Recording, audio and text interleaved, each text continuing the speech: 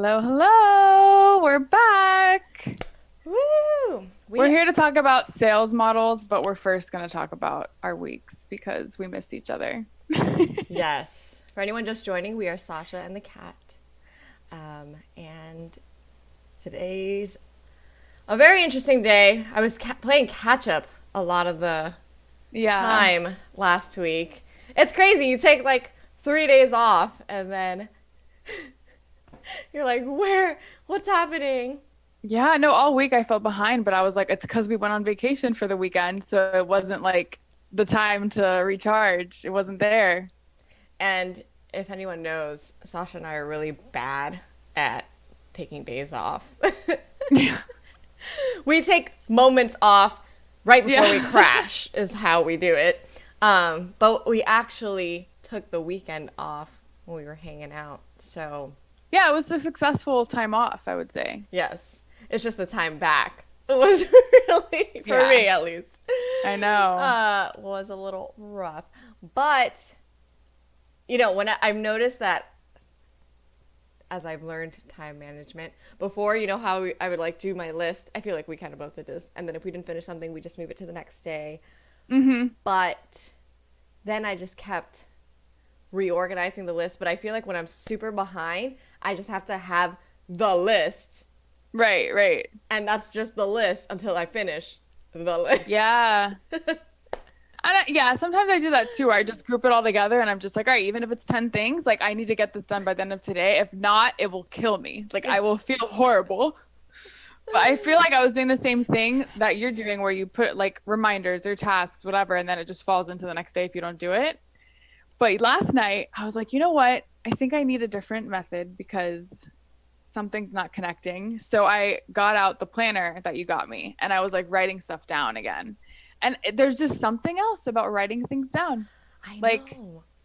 I was thinking that it's different than typing it into your phone. I mean, because it's almost like, man, if I'm writing it down, when people like used to say pencil me in, and then I would always be like, I'm penning you in, meaning like we're hanging out.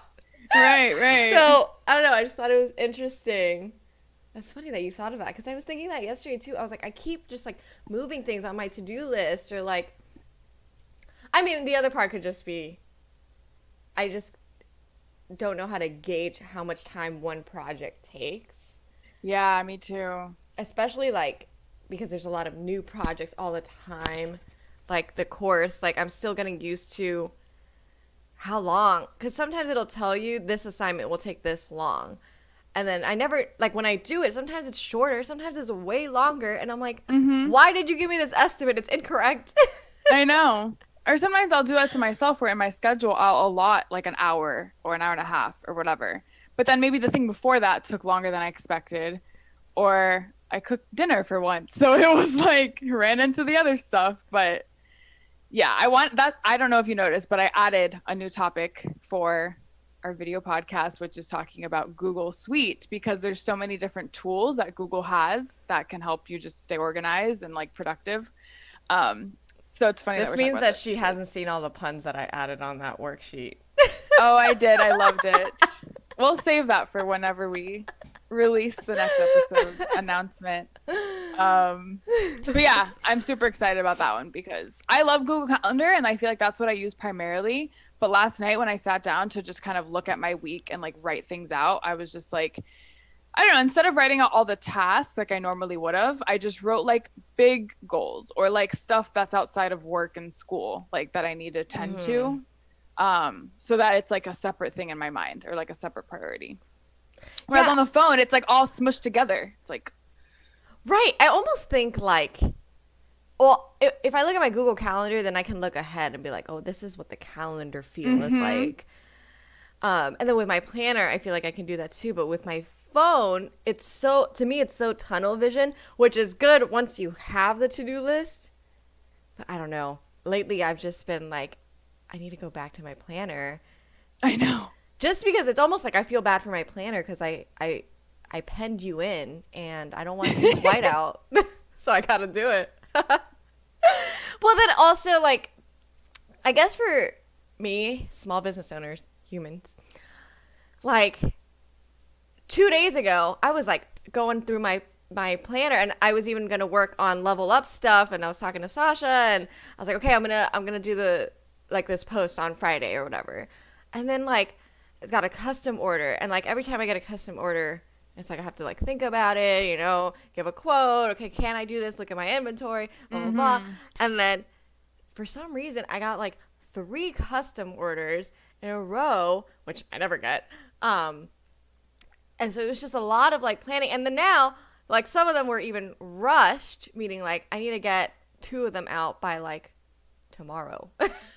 Oh my gosh. So I'm just like, I had to like rearrange everything, and I'm like, okay, well now this needs to be pushed back. This needs to be pushed back, and then, it's just like you end up just going by like, okay, what's due first, and I don't know. There's some sort of level of anxiety to that. But I did want to bring a question to the table here. It has nothing to do with our episode, but I do think we're going to talk about this at another point in time. Types of clients. I don't know if we're going to do that. We should add that. Yes. So it's like gauging the type of client that you get. And I feel like initially you're just like, oh my gosh, a client. Which for the most part, yes. Oh my gosh, a client, right? But I don't know. Yesterday, I was talking to like one person, and I really just wanted to make the sale originally, right? So basically, they were just asking if I could get something to them by this week, which technically, no, like, because it just takes a little bit longer to make things from scratch, unless you just wanted like a generic set of props that I already have on the website.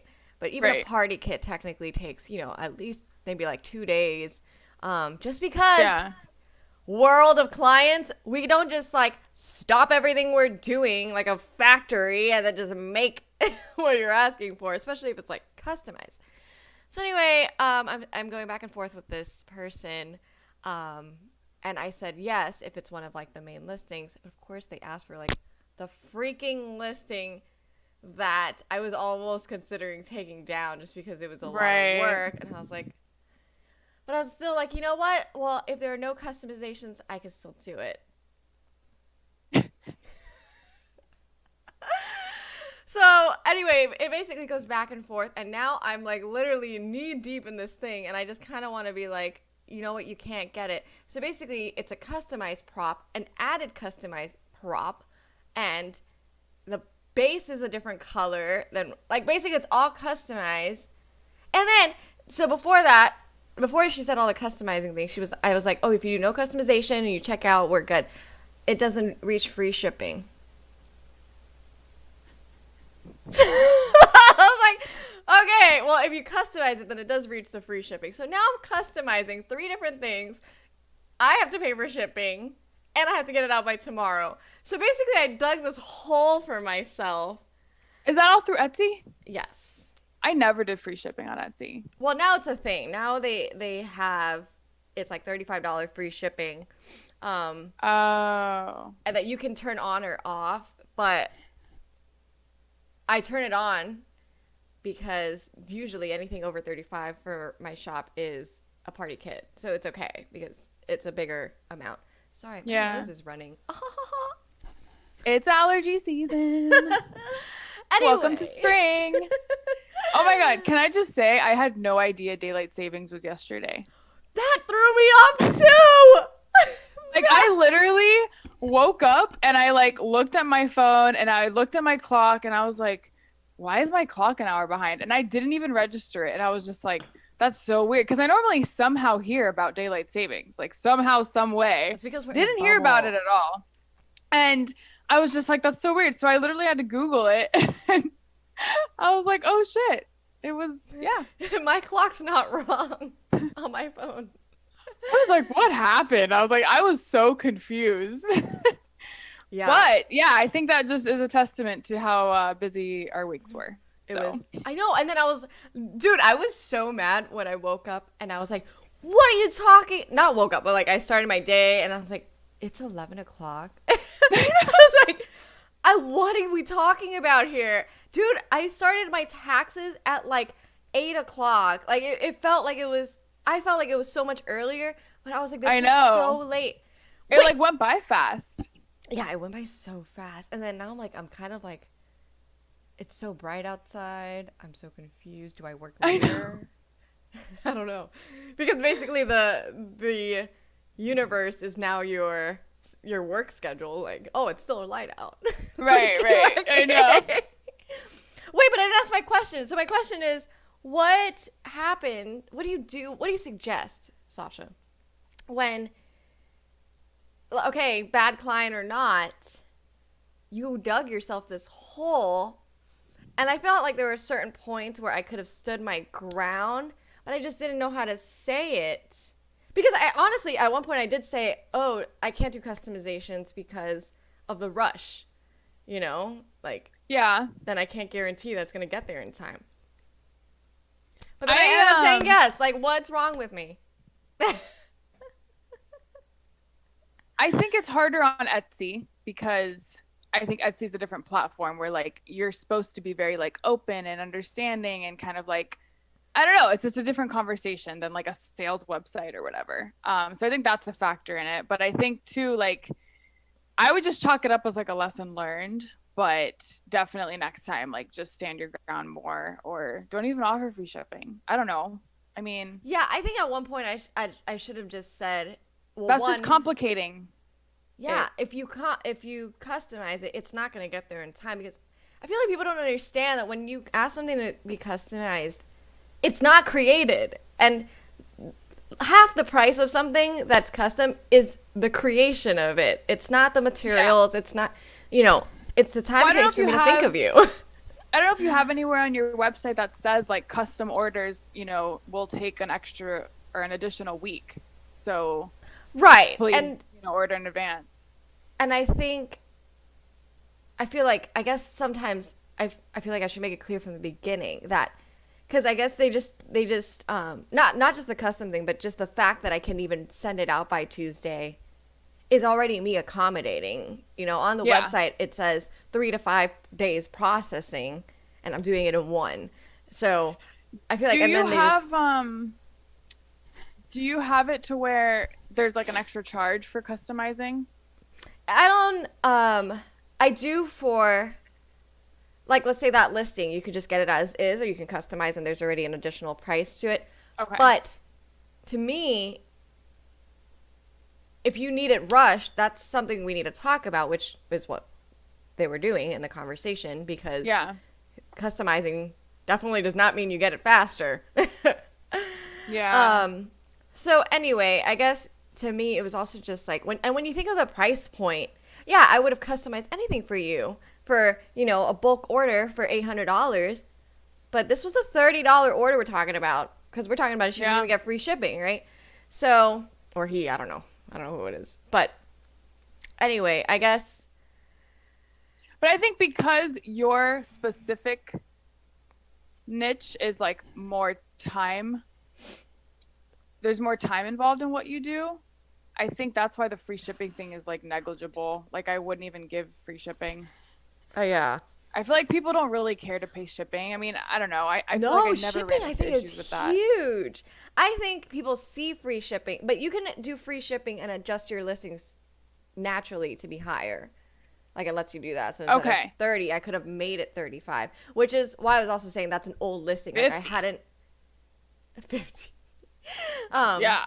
Well, the Etsy shipping is like really cheap, but anyway, that's not the point. The point is, I could have already adjusted the listing, and it was an old listing, so I hadn't adjusted it, and whatever.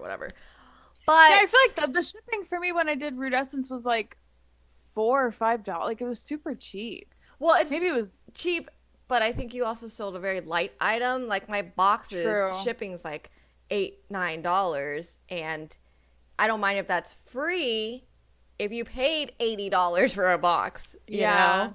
But well, then I think maybe you should just decide what price you're comfortable with offering free shipping on, because well, no, it has to be 35. Like, that's the Etsy. You can't be like, oh, I'm going to offer free shipping after 50. So that's one of the complaints that I sent in for Etsy, was that it's not like a minimum 35, but then you can choose the amount from there. Like, You know what I mean? Like it has to be at least 35, but then you can say, I don't know. Well, like if you get one item and it's 35, it would already give you free shipping. But if you get multiple items that add up to 35, it will still do free shipping. But that's what I was saying. You can't choose. Like, I would have loved it to be like, I can choose, these are the listings that I get free shipping. I mean, maybe you can. If anyone's watching and they know that that's an option on Etsy, please let me know. So anyway, whatever. I think you can make different shipping profiles. And then when you make a listing, you can connect that shipping profile to that listing. You can make it, but it doesn't have. So basically, Etsy wants you to use their free shipping guarantee and then adjust your listings based on that, because it puts you up higher on the search results, and it has like that little free shipping logo that pops up next to it, whatever, some Etsy shit. But I just think that that aside, I just like dug this hole, and to me, so it's like I'm always conflicted, because it's like technically if I were my corporate job, I'd be like, I wouldn't even bother. You know, I would just be like, sorry, can't do it because it's $30. But the crafter inside of me, or like, because I love just making these things, I don't mind. But technically, I went back and forth for like 2 hours to make a $30 sale. So yeah, there just comes a point where it's just like, is this even worth it? And a $30 sale, not just like a balloon garland that I just put together and put in a box and ship it out. Like, I have to make it. So anyway, I guess I would revisit the customization aspect of your listings, or of what you want to offer, or like what you're comfortable even customizing. Because maybe it could just be that you offer, like, you know, let's say you're selling 4 props, maybe only 2 of them are custom, not all 4. And like that way it's like they can, you know, have someone's name on one or whatever it is that they're trying to do, but that way it's not like all of them. And that way it's easier for you, but you're still appealing to the fact that it is custom. Well, yeah, my So normal like, props, they usually just have you add one custom prop, but this was a centerpiece, which is not something I really make frequently anymore. It is very cute. so you're making a custom centerpiece? Only one part of it is custom. It's like my Wonder Woman centerpieces, but oh, cool. they're cute. And then they come with like, see it. I wish you could share your screen and show it. I will share my screen. Anyway, I need a visual on this. I'm not ragging on. I'm very grateful for every order that I do get. I will say that. It's just sometimes, I guess I extended myself a little early, because most people get props or a party box, you know, saying that I could make it happen, because I make those so frequently that I'm like, oh yeah, I could just put that together. But because I don't make the centerpieces as frequently, it does take me a little more time naturally. That's not their problem, you know. I'm not saying that's their problem at all. Well, but while you're showing us your centerpiece, I think this appeals to our topic of products and services. Because we're discussing different types of businesses, and that's kind of like the broader level to look from. So I feel like, and I guess we could talk about this too, I guess defining a product, or maybe just different types of products in general, because there are the types that you're talking about where there's like customized. Sorry, let me share my screen. You have to allow it. Oh, there's like customized, there's already made. There's like, I don't know, there's just different types. Yes, of industries within that too, which is great. I think this is a great moment. Yes. Okay, so let me share this a second. You are correct, Sasha. Can you see it? Yes. That's weird. Why is that over there? Do you see our faces? Anyway, so I'm just gonna show this really quick. Sorry, I'm on a dual screen thing, and I'm a little... We're not the biggest tech people. This looks so pretty. Thanks. I'm really going to work on this page this summer, but... See, look at how far this listing is. It's like... Okay, here we are. So arguably, you see, you could be like, is this listing too cheap? Oh, sorry. Because of how cute it is. But I don't think it is. Yes. Right? Because my props alone are $30. But at the same time, that freaking Wonder Woman girl is badass. This should be $30. Well, I didn't actually draw her, so let's not get too excited, but nobody knows that. But how did you make that? It's like a Cricut thing. Like, yeah, that's amazing, dude. I think it's pretty cute. I mean, in terms of centerpieces, this tissue pom-pom thing is kind of like standard. And I basically send it to you like the base with the shreds, and then you stick in these when you finally open it. I do the pom-pom for you already. But those are also photo props. So these are also photo props. So the customization is I'm making another one of these with their name on it.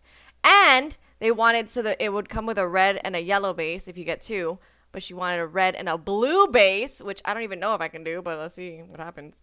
Because I don't know if I have, I like spray paint all these. So, I guess to me, it's just like, it doesn't take me forever to make them, because. I think that should be way more. See, but then you think, because wow, technically it's like 2 in 1 because they're also getting photo props. Like it is a nice mini. Centerpiece. The photo props are like 6 inches. They're like little. They're like this big. Yeah. But they still get it, and it is very cute, I will say. Yeah, it's adorable. And I love the glittery text and the glittery logo of the Wonder Woman thing. Like, yeah, I think it looks really, really good. See? And the fact, I mean, I am even looking at the fact that you use like 3 layers of paper for the bang or the boom photo prop. Like you got the yellow, the black, and the red. I guess it's not obvious when you like look at photos of what people make, but it's like, this is like, 3 layers of paper.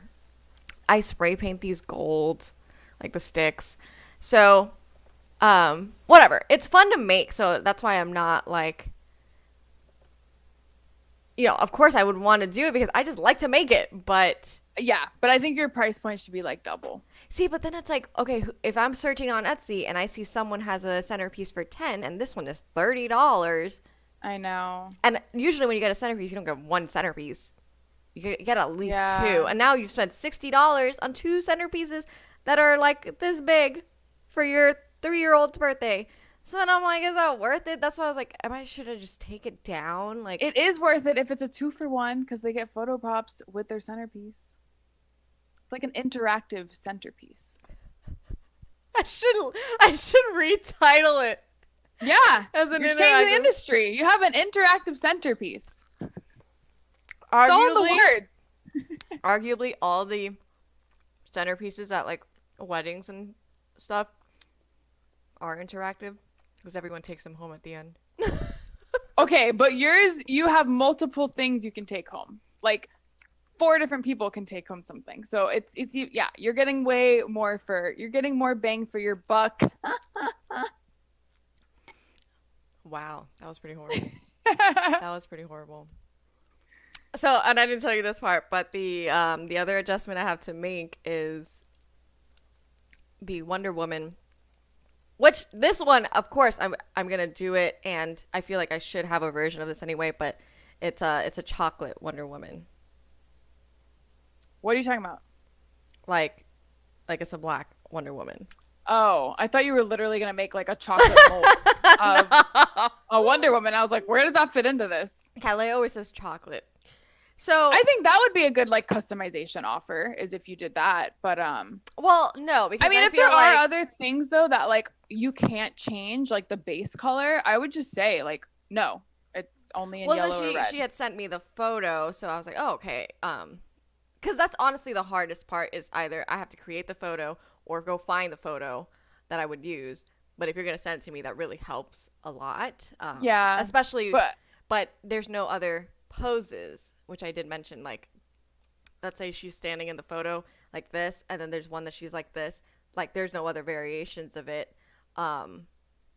which I don't think is a huge deal, because she's only ordering 2. Like, if she ordered 6, then they have variations. But anyway, so, but that I think you could still charge more. That's horrible. No, I'm not gonna charge more to change the race of Wonder Woman. No, the blue. Didn't you say she wanted the base blue? Oh yeah, that was after she checked out, and I was like, so I could say no.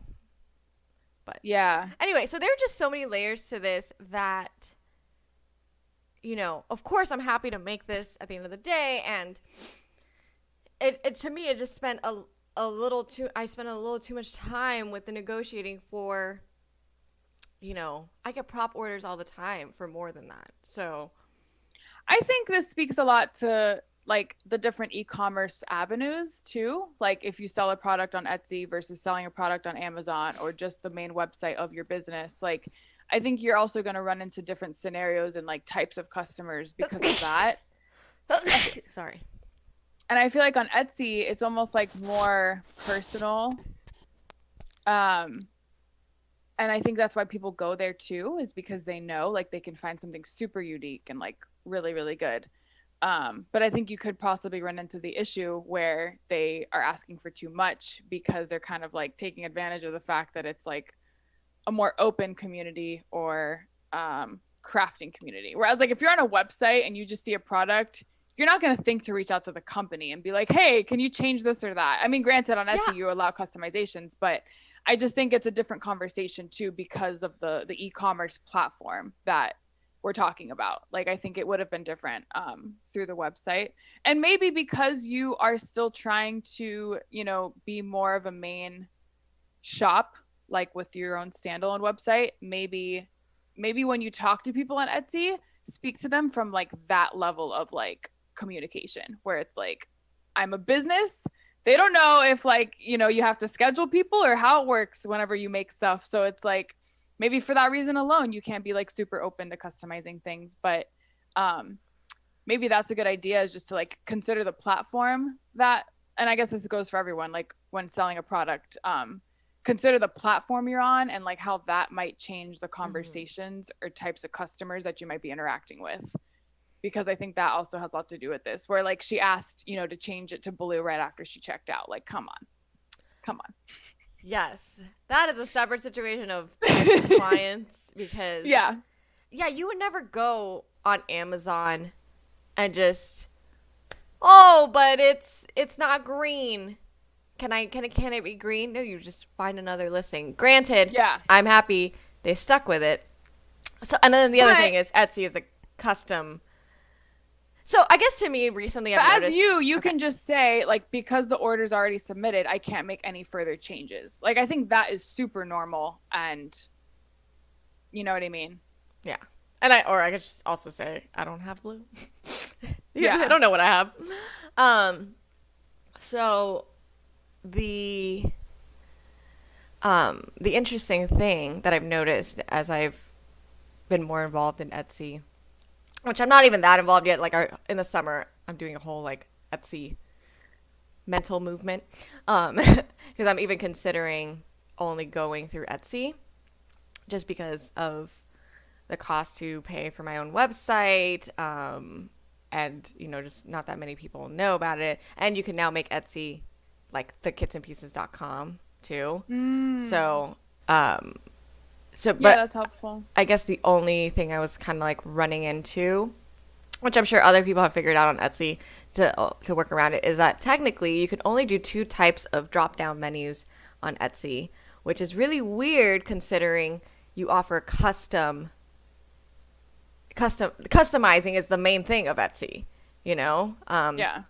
At least now, I feel like it's interesting that they haven't adjusted it because now there's Amazon and all these other marketplaces, and Etsy still only has the 2 drop downs, which I've noticed on my personal website. I have like, some of them have like 4 drop downs because of the customization level, and like choosing the color and choosing the size and adding, are you just adding a name? Are you adding, and then you can only write like 20 characters in what the option is. And I feel like it's caused confusion sometimes because I'll be like, you can get props plus 1 more custom prop, and that doesn't even fit in the thing.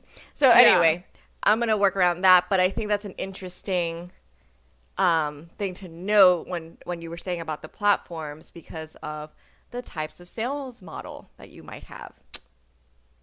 Yeah. Well, and I think that's good for like, especially with product-based businesses, because there's so many different outlets you can kind of use. Like you can just have your main website.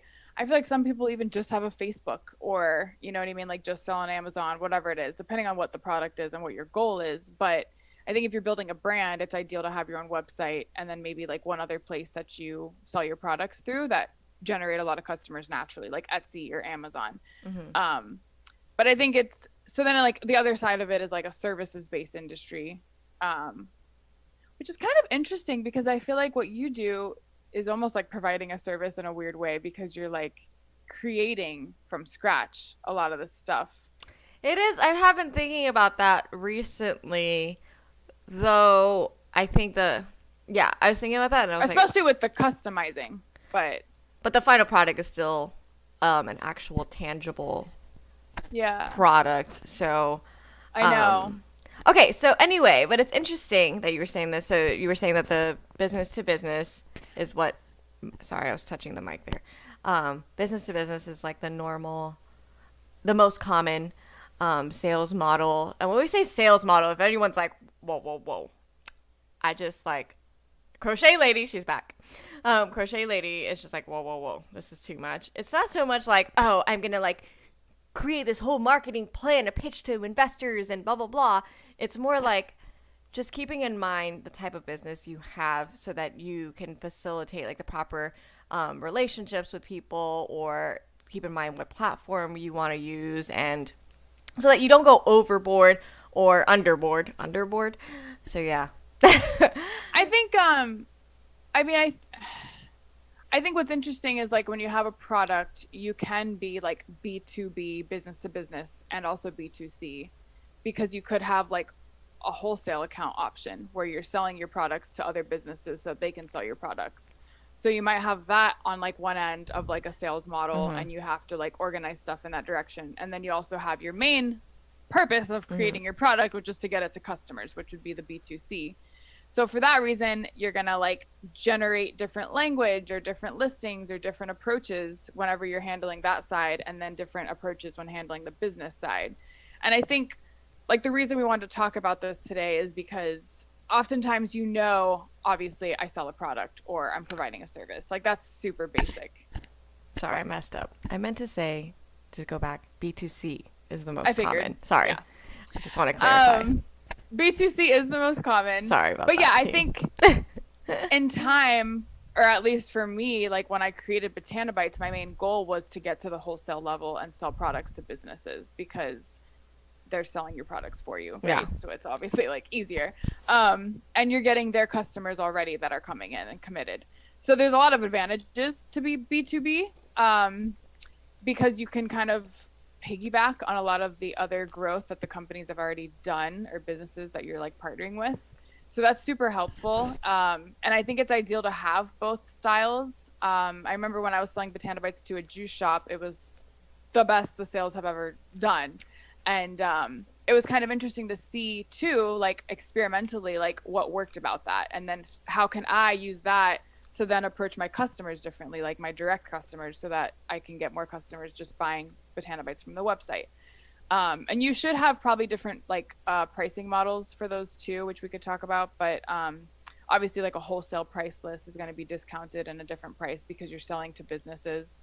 And there's like this indirect partnership involved where like they're helping you because they already have the clients and the customers. And then obviously different price for like the customer based ones. But yeah, so I feel like they're both pretty common in everything pertaining to business, not just e-commerce. But yes, it's I feel like very across the board. So I guess it's not so much that we wanted to introduce all the different sales models. I think we just wanted to kind of redefine e-commerce, because I feel like it's now grown so much that it's not just, oh, I just sell my stuff online. It's more just how you would run a regular business, but now it's just all online. So you can choose. You would still want to choose this even if you had a regular business. Like, are you a wholesaler? You know, are you a product or service? And are you a product or service dealing with another business or consumer directly? So most of the people, you know, you would sell it, like for my shop, I sell directly online to a consumer, and you can see the pros and cons of that. It gets to them directly, but maybe it's easier to just facilitate a relationship with a business, like for you, depending on your personality and what you're selling, to just work with a business and then they do the work for you, like Sasha was saying. Then there are other aspects of this as well, which I'm sure you guys have heard of. We're skipping a little bit because, oh wait, did you want to talk about C2C? Yeah, okay. Well, the C2B, so that's interesting because I feel like that covers freelancers, but it's consumer to business. And it's basically where you are selling your product or service to a larger business. So you're more like a sole proprietor. You don't necessarily have to be like an LLC or have like a team of people or anything. But I think that's most common with graphic design, or if you're hired in as like maybe just under contract or like a temporary person to help with certain aspects of the company that they're looking for, but not like a long-term thing. Or just to create a website, create a logo. I think that falls under that same umbrella. So we've talked about that a lot with Upwork, obviously, and like freelancing in general. But I think that I never really realized that was a type of sales model as like C2B. So it's interesting to see that in this article that we're looking at. But yeah, I think that is pretty straightforward otherwise. I think it's probably a little harder to navigate that. It definitely is a little bit harder because you might just have like a personal website that showcases your services, or you might have like a, small portfolio to show that business that you're trying to get hired for. But the other issue too is it's not consistent, or you kind of like might have to look for something right after or like keep it going. But it's more fun, I think, too, because you get to just grow with it. Like as you keep working for different businesses and providing different services, you learn more each time and kind of just build on your portfolio and make new connections. So that's kind of cool. It's so interesting how many different ways now. I mean, they've always existed, but now it's like, I feel like laid out so plainly when it's online, because I feel like let's say like you have a storefront. You can obviously tell that's a business to a consumer, but now that everything's online, you can't. Sometimes I couldn't tell. I'm like, is this a wholesale party site, or is this a real party site, or am I looking at a blog? That's, I feel like, something to think of too, where now that everything is online, everyone looks the same. The playing field looks the same. You have to be able to really get across, I am selling to another business only, or like, let's say I want to switch to corporate party kits and only work with, like, I'm an exclusive vendor of only hotels in this area. Like, I mean, to me, I'm now just business to business, I'm not selling to anyone else. But does that come across on my page? Like, if I'm still putting pictures of me and my custom party kits, they're still going to think it's to consumers. So I think it's just interesting that you want to keep it in mind, whatever, regardless of what it is. And sorry if we messed up any of the acronyms here, but you get the general idea of it. If you guys know our motto, we are not experts, but we are in it to win it. So, but some of the things that I think we want to get into a little bit, because Sasha was considering this. So this is types of e-commerce business revenue models. We're going to be posting this link as well. But dropshipping has really been, a lot of people on Etsy do dropshipping. But would you like to explain it? Yeah, so actually my first like introduction to it was when I worked at the herbal pharmacy, and we would drop ship for patients because they just wanted it super quick. So instead of like us ordering the product from the business, us getting the product, creating the custom formula, putting our label on it, and then selling it to the customer, we instead would just get the formula from the company and have them drop ship it to that person's house.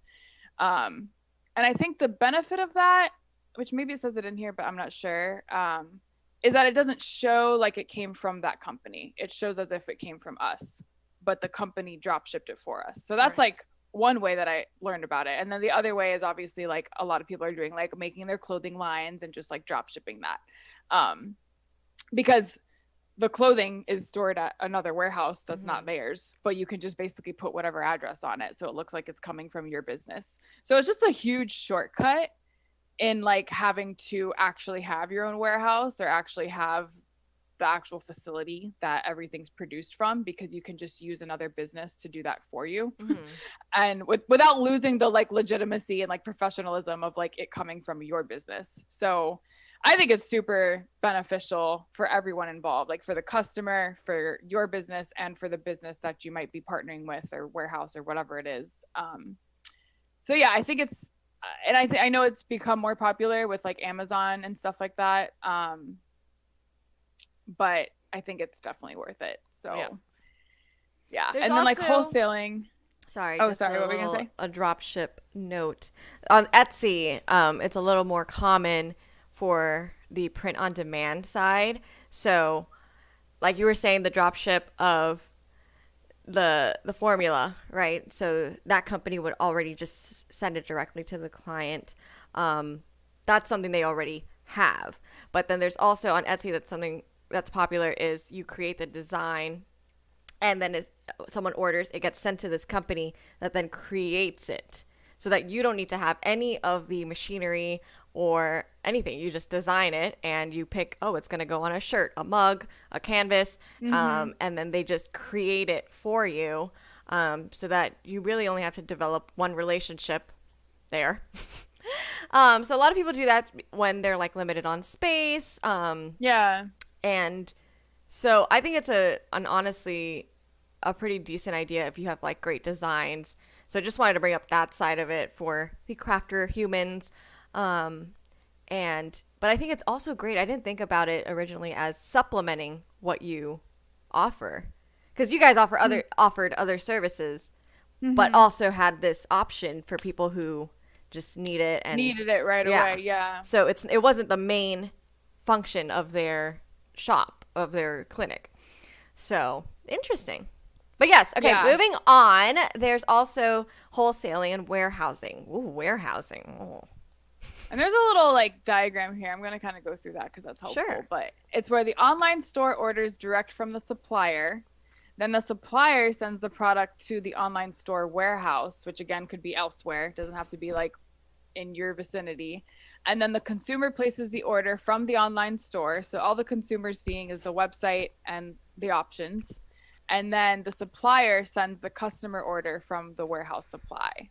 So it basically just cuts out a lot of, well, you have more middlemen, but you're not doing all the work. So you're not the one as the online store having the warehouse and having to order from the supplier, then put it in the warehouse and all that stuff. It's more just like hands off. Yes. So I want to note, like we've talked about in past episodes of, honing in on your strengths, and also why you have a business in the first place. And, whether it's passion based or I just want to make money or this is my side hustle, it doesn't mean you need to do everything. I think is kind of also why we wanted to bring this up. And just because you have a great idea, sometimes you're a concept person and you just are good at, brainstorming, thinking things through. But I mean, you might live in a studio apartment in the middle of Manhattan. Like there's no way you're going to be crafting all of these things or having all these medicinal bottles for to give to patients. So these are other options where you can still make your idea come to life. And to be honest, it should be on your mind when you're thinking of scaling your business, which is something we're going to talk about another time. Like if I get 5 orders a week, I'm like already about to drown because it's just me and I have to make everything from scratch and I'm mailing it, I'm creating it, I have to make sure I have all the supplies. So that's just like the operations part of putting the order together. There's all the other parts of the business, right? So when you're trying to grow, I think it's helpful to keep these options in mind. Because of scaling. That's a good point. And I think that's where businesses have become more common because of these options. Like we now have more options to get our products to customers in ways that help us grow and also don't break our bank or kill our time. So Yes.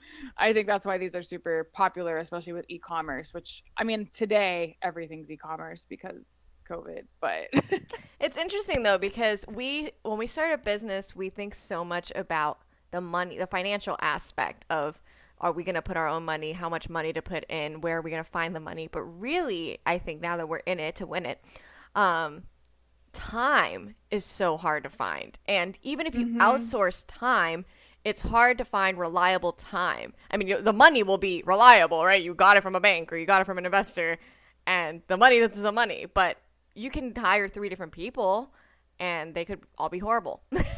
yeah. So you still, I think, time, like you were just saying, is so valuable when you're thinking bigger, and that is definitely wholesaling and warehousing and all that. So dropshipping. Yeah. Right. I love it. I have like my own set of wholesalers that I get stuff from. And honestly, it's ideal for me just because, like, in the future, like, if I want to be, well, we're going to get to one of these options too, which is subscriptions. So basically just trying to get your stuff out in bulk. So hopefully one day I can transition to either offer wholesale and or subscriptions. Yeah, I think that's something a lot of small businesses are trying to focus on, or should, I guess, is like how to secure customers, or like how to have like better customer retention, like they keep coming back or they're committed or something.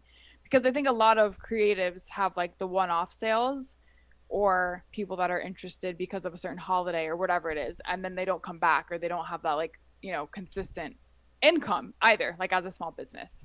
And I think subscriptions are a good way of getting that, which we'll get into. But I think just finding any sort of like strategy to help with that is key, so that you're not worried as much or struggling as much to like make ends meet or make a living off of whatever you're pursuing in your small business.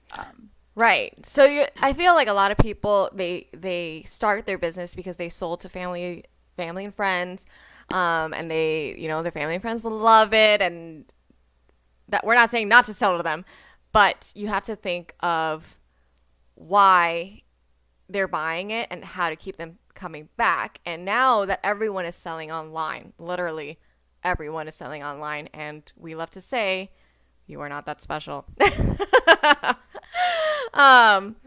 So you have to figure out how to retain a customer. So, you know, there's one side of like reaching as many people as possible, which obviously we always want to do that. But if you can secure 3 businesses that, so basically generate recurring revenue, however it is. So either repeat customers through businesses or through the same people. Like, this girl always comes to me when she's having a party. Right. Perfect. Boom. Because it's not that you want this money from them all the time. It's that it's like peace of mind of like, okay, well, they could come back. You know, they will come back. So whatever you can do for that. So even if you want to go through wholesaling or subscription, which is to consumers directly, but ensuring recurring revenue, do it. Don't be afraid of that. I know Sasha's been yelling at me to do subscriptions. If you guys want a subscription party box, let me know, because who wouldn't? I know. I kind of think it's adorable. I will say I've gotten better at putting kits together, and I think that was one of the things that was holding me back. Was I had never really, whatever kit I had put together before was just because someone asked, and then I just put things together. But now I'm like comfortable like quoting like, what goes in. Yes. Yeah. So I think by end of this year we'll be seeing. It's a goal. That I tried. Well, we'll talk about subscriptions. We'll just gloss over this next one and talk about subscriptions because we're dying to. But private labeling and manufacturing was another one, and that's where, which I think is another great option. But basically, you find a company that has a bunch of nice products that you like or that you want to sell, and you basically just put your own label on it. You know, I haven't seen that. Price it however you want. There's one company that does it. I won't say it because I don't know if companies like want you to know that they do this. You know what I mean? Like I do think companies want you to think they have a warehouse and they have a place that like every product is made and like stored and, you know, whatever it is. But I don't think a lot of companies do it. I think it's very rare. But there's one company that does it, and you can even have these products customized. Like you can even ask the company like, hey, I want this specific formula or this specific combination of things. Can you make it happen? They'll say yes, they'll put it together, and then you just put your label on it. And But I think it's the best. Wait. What? Hold on. I'm wondering.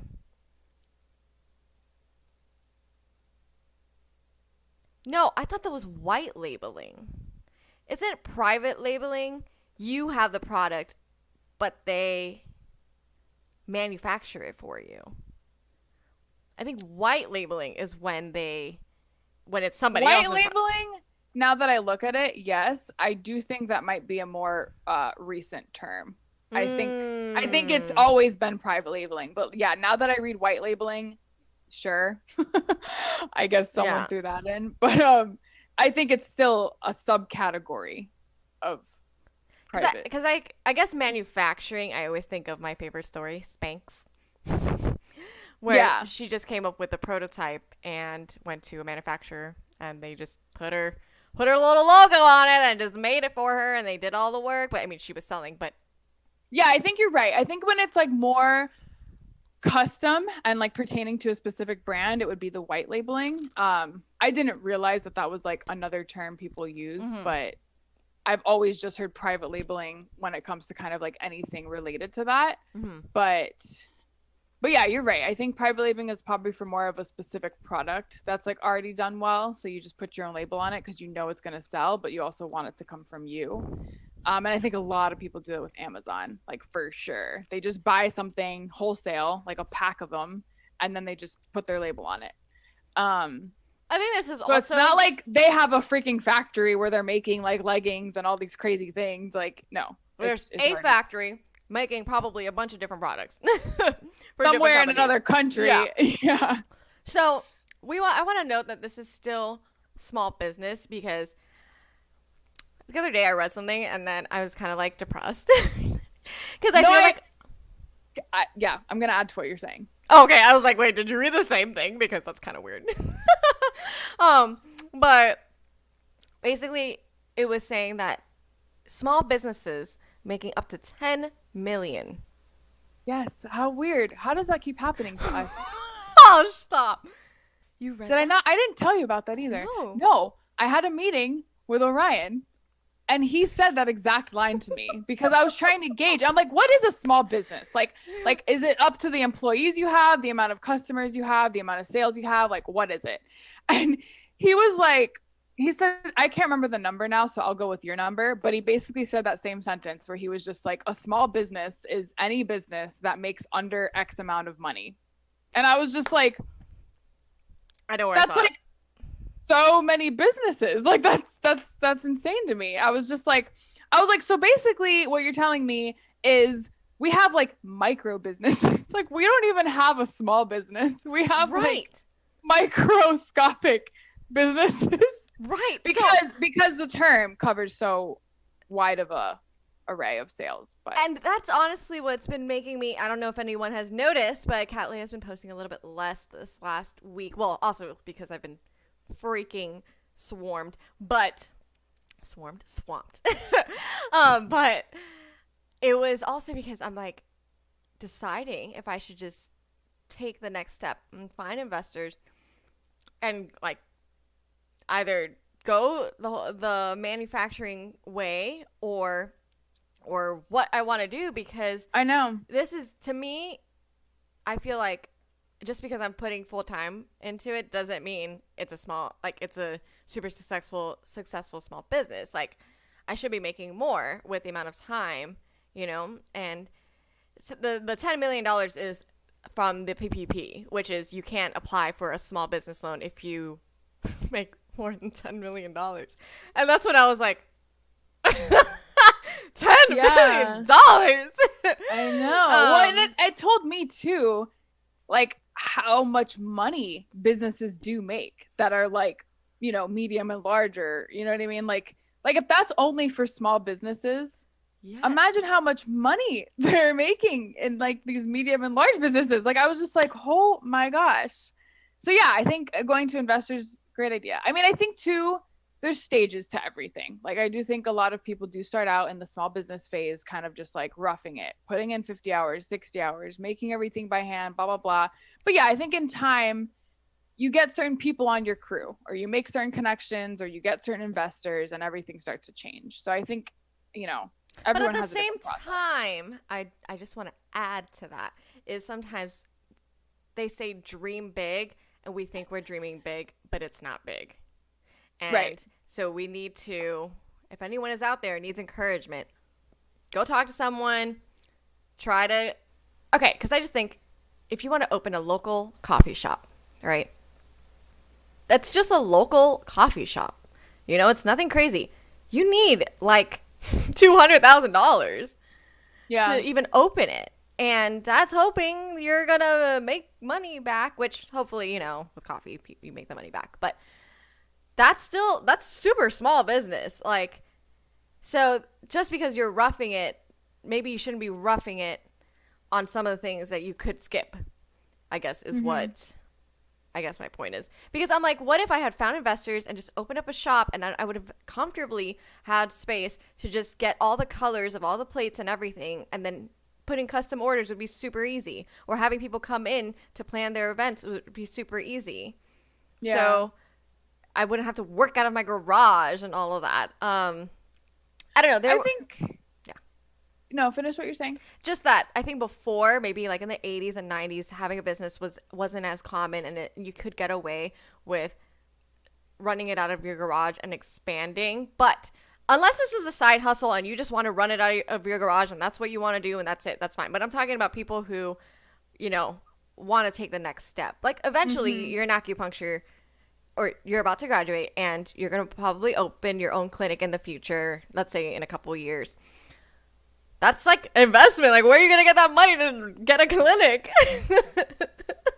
But that's why I think they do a lot to help small businesses, because they know they need the help. And I think because we just live in America and it's a capitalist based country, like they want to allow people to have the freedom to open up their own businesses and like make money in their own way.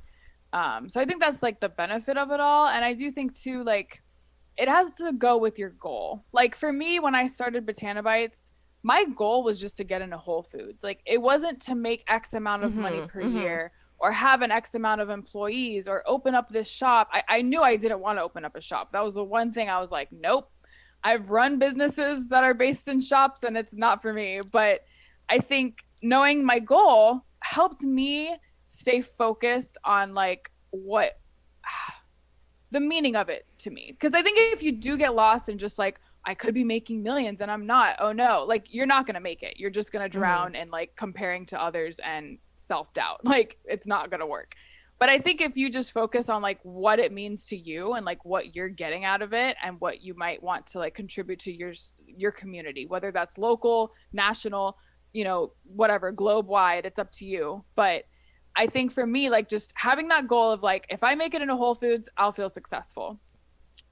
It eliminated a lot of that stress and worry and fear, and also just allowed me to focus a little more on like, what's the path to that point, you know? Whereas if you have a more open idea or open goal, or you're just like, oh, I need money. Like I remember people would always be like, oh, you know, how much money do you need? Or what would you need it for? And I was like, I don't even know. Like, I don't even know if I had 20,000, like, I don't even know where it would go first, or who it would go to, or what team I would need. If you were working towards a Whole Foods, because remember they were like, oh, we need certain packaging, we need yes, this and that. But I think so in the process of working towards my goal of getting into Whole Foods, I then along the way found out like what I would need the money for, or what it should go to first or second or whatever, because I had that goal in mind. So it's like, okay, then let me see what I need to get there. Whereas if you have like a very broad idea or broad scope, it's harder to know how to like delegate your finances, or if you had a team, like where it should go. And you might, you know, waste a lot of time trying different things that don't fit that end goal, but then also aren't growing your business in the way that you would want it to. So I think it's just important to keep that in mind, like of what the main goal is. if it's not necessarily like make a bunch of money, you know what I mean? Right. Like maybe the more specific, the better. But I think if you have that point in your small business and let's say you're a crochet lady and you're crocheting and you're like, you know what, I want to make this my full-time job. I think that's when you need to start thinking like bigger, because it's not so much the manufacturing. Like, let's say you're a crochet lady and the point is that you make it, but there needs to be some kind of growth plan, because you're not, I mean, yeah, maybe you'll get 3 additional orders a week, but if you want to make that your full-time job, you're just going to be working way too hard crocheting without the proper growth. So, and I think it depends too. Like, I was just thinking of people I've seen that kind of do like probably crochet, or like they're artists, right? Where they like do a drawing or something. And I feel like I remember one time I saw this one lady that did drawings of like people's pets. And I remember she had like a wait list of like 2 or 3 months, where like if you ordered it, you would have to wait 2 or 3 months, because it was just like, it's just her. She's just drawing. And you could tell she probably made the decision where it's like, yeah, I have now scaled up to a point where there's a lot of demand for what I do, but can I do it? Probably not. And so instead of like hiring out or trying to find like a shortcut, she just put a wait list of like, if you want it, okay, but you're going to have to wait. And I think that's where it kind of speaks to like what level of small business you want to achieve. Like, you might be fine or happy just crocheting 2 sweaters a month. You know what I mean? Just because you like crocheting, or you maybe mark up the price point. That way you have less people after it, but you still like make a lot of money from it. I mean, there's other strategies, I guess, that could help you control like the demand and like what you're trying to give out. But yeah, I feel like there's a good like sports analogy. Like, do you want to be like basketball, like high scoring, or are you going to be soccer, where it's like you just maybe get 1, maybe 2 goals a game, maybe. Right. And still the same, pretty similar success there. Still got millions of viewers, but right. I think I've also noticed, this is a separate Catland note, that, you know, because we're just Sasha and the Cow, we're talking here, our community.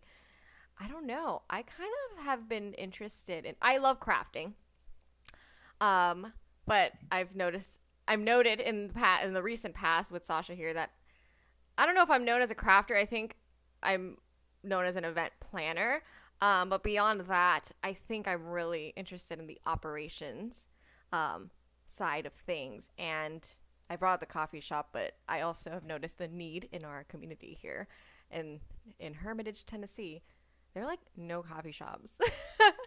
Oh yeah, you're right. And I was just there's one coffee shop and it's 10 minutes away, and whatever, there's a Starbucks, but other than a Starbucks, and we're only 15 minutes outside of downtown. So I was like, if I just open up a coffee shop that's like in between downtown and here, like the 8 minutes outside of downtown. Yeah. I'm like, well, so another thing I've always thought of, which I think would be probably what I would do if I were you and wanted to open up a coffee shop, is like buying a franchise, because it's already done. Like, you just pay you do whatever you need to do. I'm sure there's a lot of steps. I'm not downplaying it, but a lot of the work is already done. Like all the branding, yes. So you know customers are going to come. You're not having to struggle to get customers in. Like, people know the brand. They're going to come get it. Like, and all you have to do is just hire the people and train them right. And yeah. Well, I was even thinking, I was like, let's say I go with like literally the corner shopping center. It's like a small shopping center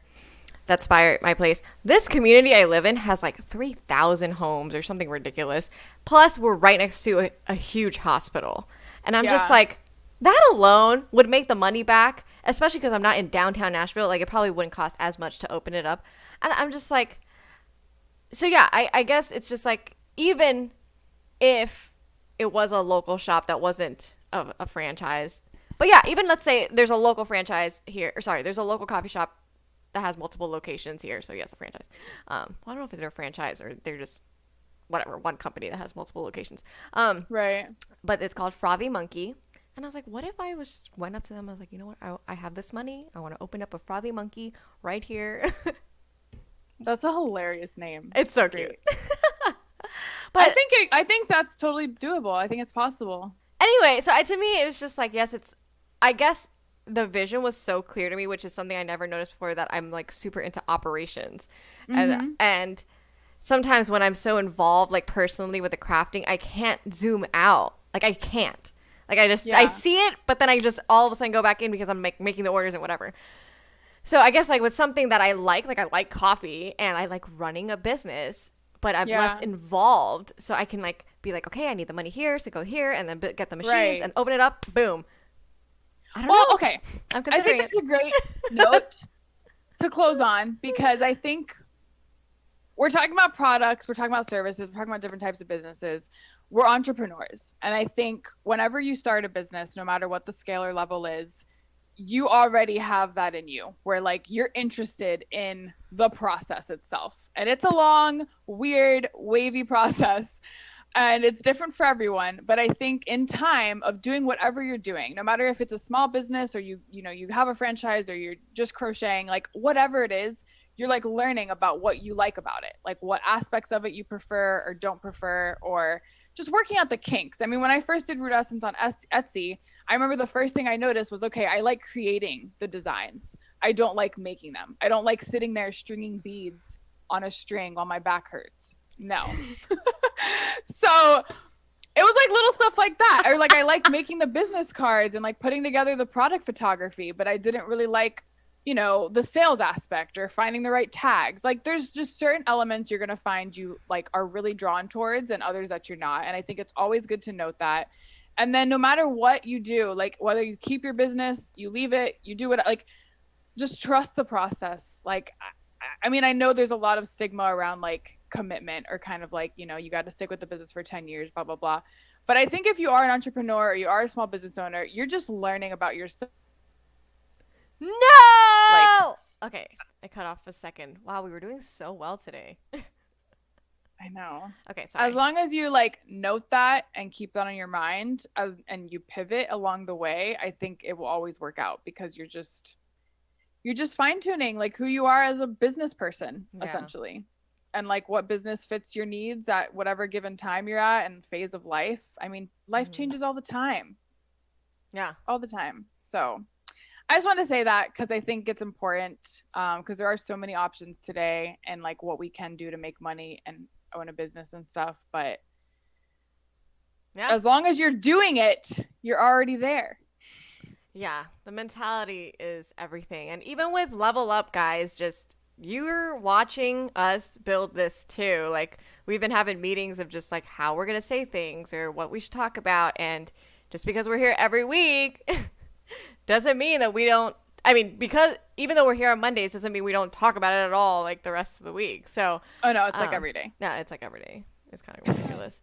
But we're slowly building this, and as you know, this is our kind of like second side project because we all, maybe even third, but we love it so much that we show up. That's the first step, showing up. So if you can add all these other sales models, that's helpful.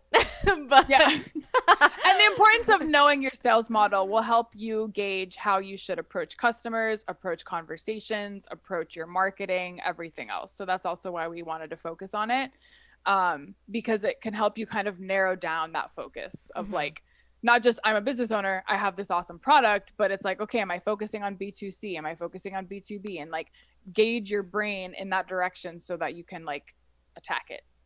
Yeah. But I think that was pretty good. So make sure you join our Facebook group if you haven't. And we'll also be putting up the link. And we'll be back next week on Monday. Yes, and we'll be engaged on Facebook more. We're going to start posting a little bit more consistent posts. We recently did kind of like a brand check-in this past week. And we're trying to just get the word out more because we feel like we have a lot to share and we also just want to build a community. So again, if you're watching live, leave a comment, say whatever. It's kind of why we're here. Hopefully nice things. Yeah, be kind. But yeah, we'll be back next week and definitely even if you're watching this after, leave a comment if you have any questions and we will get to them. Hopefully in the future we can have some of you guys join us depending on if you're a member or a business feature. We're going to start doing some monthly business features as well. So Stick around for that in the upcoming weeks. Also, happy early St. Patrick's Day. Yes. Don't forget to wear green. Green. I also see the green reflected in your glasses, and it's kind of funny. I know so much. Anyway, team, until next time.